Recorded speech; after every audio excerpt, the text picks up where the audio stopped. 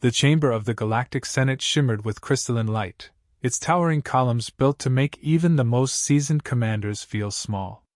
At the center of that grandeur stood a veteran unlike the others, scarred across his cheek, one arm replaced with alloy plating, and his voice carrying the coarse rasp of someone who had survived more battles than he could count. He had fought on worlds the Senate had long forgotten, against enemies who were erased from the annals of the Empire, but what brought him here today was not to celebrate a conquest, it was to warn them of one they had not yet subdued. He told them of Earth. Not with admiration, not with awe, but with the blunt honesty of someone who had seen death close enough to taste it. His words cut through the ceremonial pomp. He spoke of soldiers who fought without fear of overwhelming odds, men and women who stood shoulder to shoulder with nothing more than crude rifles and improvised explosives, holding back forces that should have swept them aside in hours. The senators listened at first, perhaps out of politeness, perhaps because of his rank, but their faces twisted soon after into the same expression, disbelief. They reminded him of the numbers. Earth had a fraction of the Empire's resources, their technology primitive by galactic standards. No shield matrices, no energy weapons, no orbital defense grid to speak of. A backwater world full of squabbling tribes that had only just stepped into the stars. One senator laughed openly, declaring that the Empire had subjugated empires 10 times Earth's size without so much as a pause. Another dismissed the humans as biological curiosities, creatures who mistook stubbornness for strength. But the veteran shook his head. He described what numbers and statistics failed to capture. He described the fire in their eyes when the battle should already have been lost. He recalled a skirmish where an entire company of human soldiers, cut off from reinforcements, refused to retreat. They fought in silence when ammunition ran dry, charging with knives and bare hands until the alien commander was forced to order a retreat, not because they were winning, but because his troops had begun to panic at the sheer refusal of their enemy to die quietly. He said no other species in the known galaxy fought like that. Most bent the knee once the inevitability of defeat became clear. Humans, however, treated inevitability as a challenge to spit in its face. The chamber's reaction was mockery cloaked in civility. What he considered extraordinary, they considered trivial.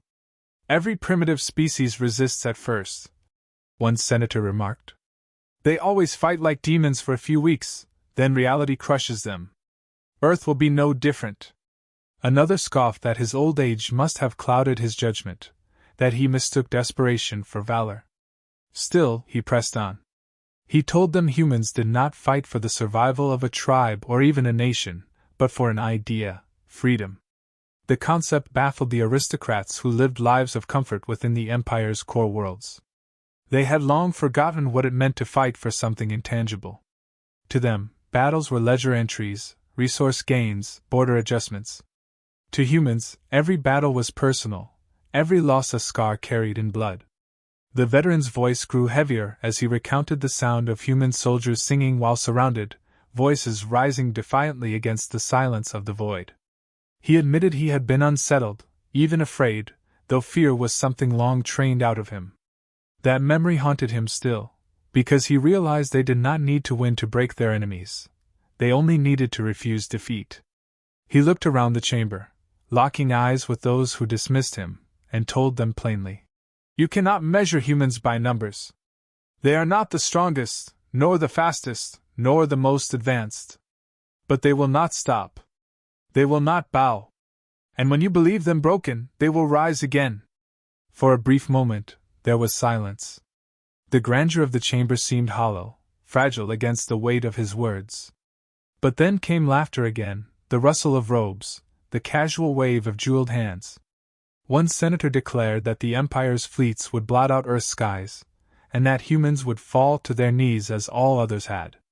Another smirked that stubbornness was not a weapon, and that the Empire's might was absolute.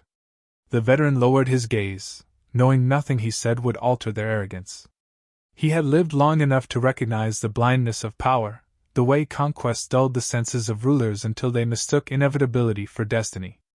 As he turned from the chamber, his parting words carried none of the grandeur of speeches, none of the flourish of statesmen. They were simple, almost whispered, but they lingered in the air long after he had gone. They burn with a fire you do not understand. You will learn, too late, that fire cannot be conquered. The Senate dismissed him. Records marked his address as another eccentric tale from a fading warrior, and preparations for the invasion of Earth proceeded as planned. But in the shadows of the chamber, a handful of younger officers shifted uneasily. They had seen the conviction in his eyes, the tremor in his voice when he recalled those soldiers. And though they dared not speak against the chorus of arrogance, something unsettled them, a seed of doubt, small but alive, waiting to grow. The Empire's fleets arrived in orbit above Earth with the same confidence they carried to countless other worlds. Their ships were leviathans of metal and energy, bristling with weapons that had subjugated star systems in days. To the Senate, the conquest was already finished before the first shot fired. They expected humans to scatter, to bow, to submit. Instead, they encountered something far more troubling: the refusal to yield. The initial landings were uncontested. Armored columns rolled through shattered cities, their banners planted on ruins still smoldering. Imperial commanders sent back triumphant reports, claiming Earth would be pacified within weeks. But beneath the surface, a storm brewed. Entire populations melted into the shadows, not to surrender, but to prepare. The first resistance struck within hours, convoys annihilated in dense forests, patrols disappearing in city ruins, supply depots erupting in fire. Humans did not line up in neat formations to be crushed. They vanished into alleys, tunnels, and mountains, striking without warning and vanishing again before the Empire could respond. Imperial doctrine faltered almost immediately. Against most species, overwhelming force ended all resistance. But against humans, it fed the fire. Civilians scavenged from battlefields, turning scrap into weapons. Soldiers cut off from command formed their own bands and continued to fight, coordinating with nothing but word of mouth and shared resolve.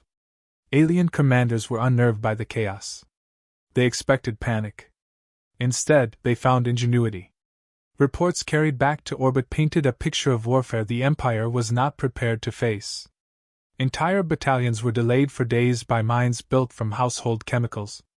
Supply lines were shredded by ambushes where humans used terrain as if it were another weapon.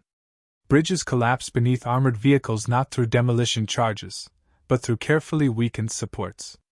Every encounter revealed a new form of improvisation, tactics drawn from desperation but executed with precision.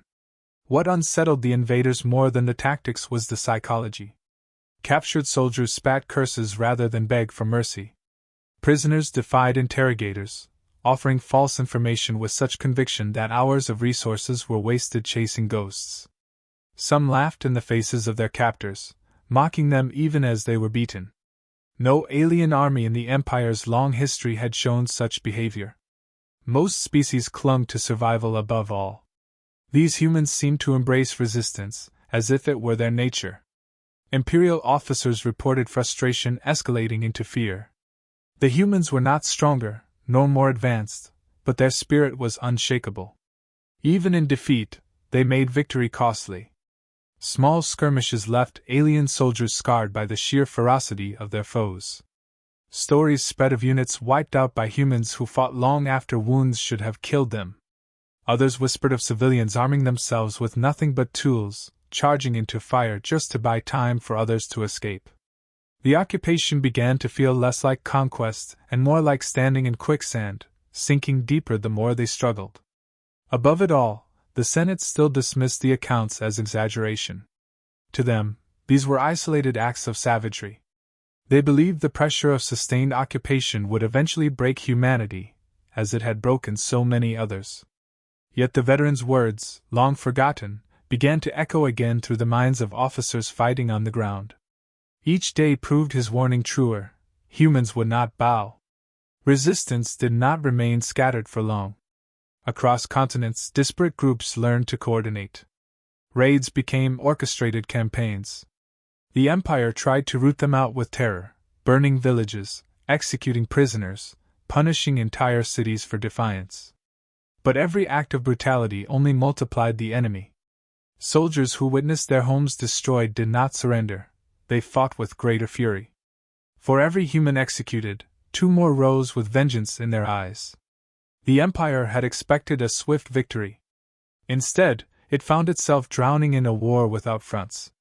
No matter how many soldiers they killed, no matter how many cities they crushed, the humans returned. They adapted with terrifying speed, building weapons from scrap, turning every disadvantage into an opportunity. The invaders began to understand that Earth was not a battlefield. It was a crucible, forging its defenders harder with each strike. As weeks stretched into months, commanders in the field grew weary. Their forces were spread thin, morale eroding under the relentless grind. To fight humans was not to face an army, but to face a world alive with resistance. Even alien veterans, hardened by centuries of conquest, admitted privately that this war was unlike any they had ever fought. For the first time, the invincible image of the Galactic Empire began to crack. The Senate did not yet know it, but the tide of history was shifting. On Earth, in the rubble of cities and the depths of forests, a truth was being written in blood: the humans would not go quietly into subjugation. They had chosen defiance, and every act of defiance carved another line into the Empire's illusion of control. What began as an invasion was becoming something far more dangerous. A war the Empire could not simply win with numbers or firepower. The soldiers of Earth had shown their first answer to conquest, and it was not submission. It was the unyielding declaration that they would fight until nothing remained. And even in their early defiance, a shadow of dread crept into the hearts of their conquerors. If this was the beginning, what would come next? The war stretched beyond the timeline the Empire had projected, and the illusion of inevitable victory began to falter. Reports streamed back to high command filled not with triumph but with confusion, frustration, and unspoken dread. Earth had not collapsed under superior firepower. It had hardened. Human resistance matured from scattered defiance into coordinated campaigns that struck with the precision of a practiced army. What the Empire believed to be a nuisance had evolved into a force capable of reshaping the entire conflict.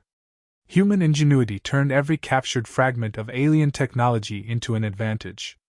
Engineers, working in hidden workshops, stripped apart weapons they barely understood and rebuilt them into hybrid tools of destruction. Power cells meant to run advanced rifles were repurposed to detonate with devastating effect. Communications equipment was hacked to feed false orders, leading entire alien units into carefully prepared ambushes. What unsettled the invaders most was the speed of adaptation. A weapon used against humans one week returned in their hands the next, modified in ways the original designers had never imagined. The Empire responded with escalation. Reinforcements poured in, fleets orbiting the planet doubled, and legions of soldiers swept across continents to stamp out resistance. Yet the harder they pushed, the deeper the quagmire grew. For every victory in open battle, the cost was staggering. Streets had to be taken meter by meter, forests cleared at the price of entire platoons, and supply chains strained under constant sabotage. The notion of overwhelming superiority, once a cornerstone of imperial pride, eroded with every bloody encounter. Stories spread among alien troops of humans who refused to die quietly. Entire squads fought to the last breath, sometimes detonating themselves rather than be taken alive. Others carried wounded comrades for miles under fire, determined not to leave anyone behind. Such acts confused and terrified soldiers of the Empire, who were trained to accept sacrifice only when ordered. To see an enemy fight as if every life mattered equally, and yet be willing to give that life freely, was something alien to their understanding of war. Imperial commanders began to admit, in private if not in reports, that morale among their own forces was collapsing. Soldiers whispered of humans who seemed impossible to crush, of battles where every shadow concealed another ambush, and of nights filled with the sounds of distant human songs carried on the wind. The psychological toll was undeniable. Veterans of countless campaigns confessed that Earth felt cursed, a place where the very ground rose up in rebellion. The breaking point came with the destruction of a fleet intended to intimidate the planet into surrender. Human forces, armed with stolen starship components and guided by pilots who had learned faster than the Empire thought possible, orchestrated a trap in orbit. Small vessels, crude by galactic standards, struck with a ferocity and precision that belied their primitive origins. They disabled engines, targeted vulnerable fuel lines, and forced massive cruisers into collisions. In the aftermath, wreckage burned across the skies like falling stars, a sight that spread hope among the defenders below and dread through the Empire's ranks. For the first time, humans achieved a victory that could not be dismissed as a minor inconvenience. Entire sectors of the planet erupted in renewed defiance. The message was clear: the Empire was not invincible, and humanity had drawn blood. Officers who once mocked the warnings of the scarred veteran now studied his words in silence, realizing too late that his testimony had not been exaggeration but prophecy. On Earth, resistance fighters celebrated, not with parades or proclamations, but with renewed determination. They understood the war was far from won. But they also knew the impossible had been done. The strongest military force in the galaxy had been defeated in open battle, however small. That proof was enough to turn defiance into strategy, resolve into momentum. The Empire tried to contain this story, branding it as a regrettable mishap. Yet rumors traveled faster than censorship. Across the galaxy, oppressed worlds heard whispers that the humans of Earth had humbled the conquerors. The notion that resistance could succeed was a seed planted far beyond Earth's skies. Within the Senate, cracks appeared in the once solid wall of arrogance. Some still dismissed the humans as a temporary irritation, but others grew restless, questioning the wisdom of continuing a war that seemed less and less predictable. On the ground, alien soldiers no longer asked when victory would come but whether it was even possible. For them, Earth was no longer a campaign. It was a nightmare from which they could not wake. And for humanity, battered and bloodied though they were, this was only the beginning. They had proven they could wound the Empire. The next step would be proving they could break it. Humanity's resilience, once scattered across pockets of resistance, matured into unity. Governments that had once distrusted one another set aside grievances in the face of annihilation.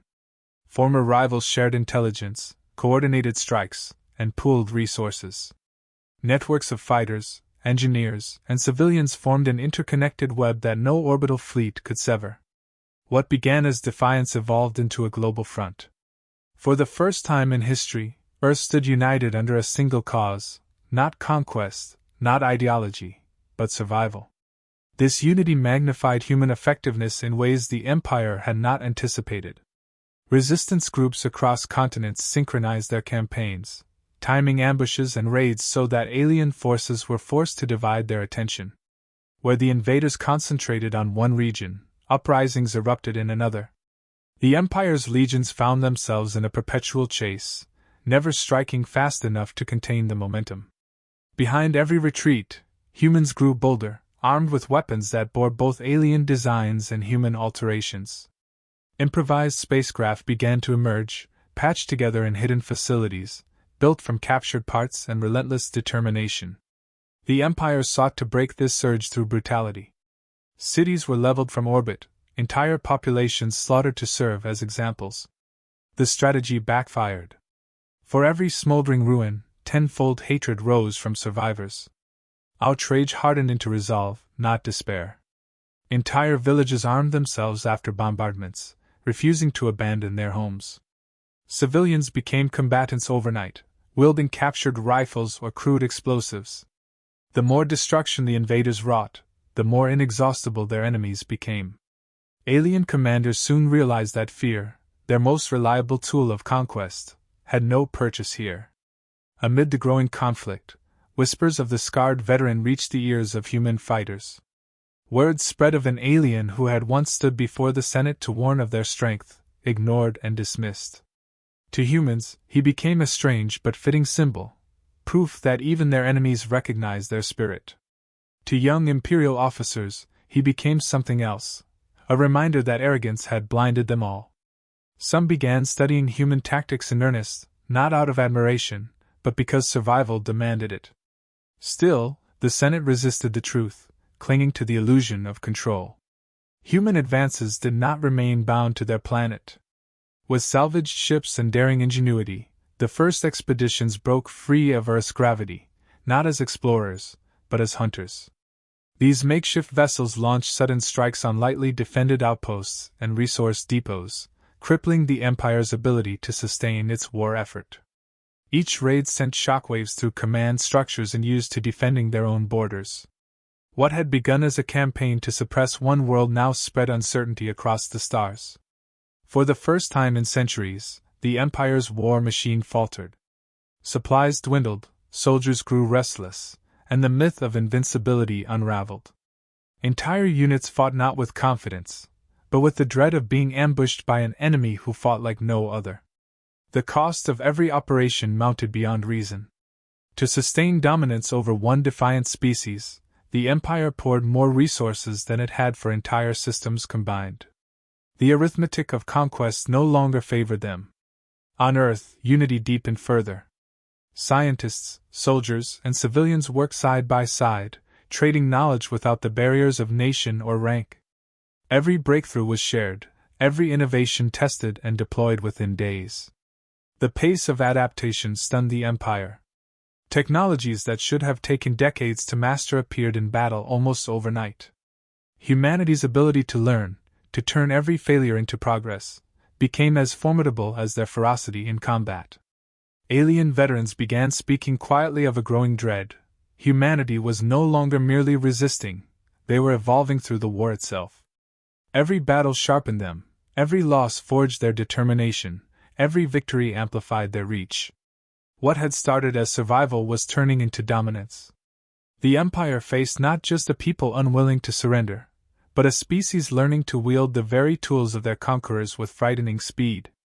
As the tide shifted, some within the Senate finally broke their silence. Debates turned bitter, voices rose, and the once absolute certainty of conquest fractured. A few urged withdrawal, fearing that pressing forward would cost more than the Empire could afford.